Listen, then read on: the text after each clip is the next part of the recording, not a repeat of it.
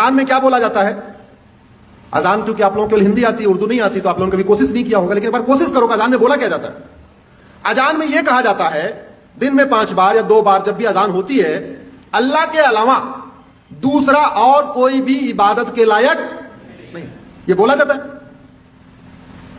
اسلام میں اللہ کے علاوہ، خدا کے علاوہ اور کسی کی بھی عبادت کرنا حرام ہے، بولا جاتا ہے، مدرسوں میں سکھایا جاتا ہے، قرآن میں لکھا ہے، حدیثوں میں لکھا ہوا ہے، اذان میں لاؤڈ اسپیکر سے بولا جاتا ہے۔ گوگل ٹرانسلیٹ کر کے دیکھ لینا، اذان کا مطلب سرچ کرنا، آپ کو پتہ چل جائے گا کیا مطلب اس میں بولا جاتا ہے۔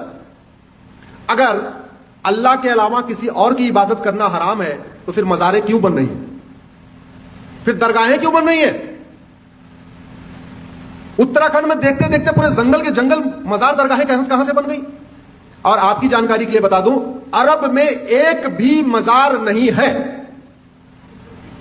عرب میں ایک بھی درگاہ نہیں ہے، اور عرب میں ایک بھی پکا قبرستان نہیں ہے۔ اس لیے نہیں ہے کیونکہ بت پرستی، کسی بھی اور کے سامنے سجدہ کرنا، کسی بھی اور کے سامنے سر جھکانا، یہ حرام ہے۔ اب مزار میں لوگ سر جھکاتے ہیں کہ نہیں؟ درگاہ میں جھکاتے ہیں کہ نہیں؟ تو سوال یہ بنتا ہے، جو قرآن عرب میں ہے وہی قرآن اتراکھنڈ میں ہے، وہی قرآن ہماچل میں ہے، تو وہاں اگر مزار حرام ہے تو بھارت میں حلال کیسے ہو گئی؟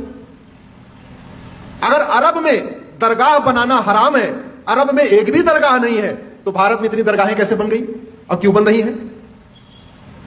اگر عرب میں ایک بھی پکا قبرستان نہیں ہے، یہ بھی آپ کو جانکاری کے لیے بتا رہا ہوں، بڑے بڑے شیخ جن کے گھر میں سونے کی پلیٹ ہوتی ہے، سونے کا چمچ ہوتا ہے، ارب پتی کھرب پتی ہیں، ان کی بھی قبر پکی نہیں ہوتی، کیونکہ پکا قبرستان بھی حرام ہے۔ اب سوال یہ بنتا ہے، قرآن وہی، حدیث وہی، اگر عرب میں پکا قبرستان حرام ہے تو بھارت میں وہ جائز کیسے ہو گیا؟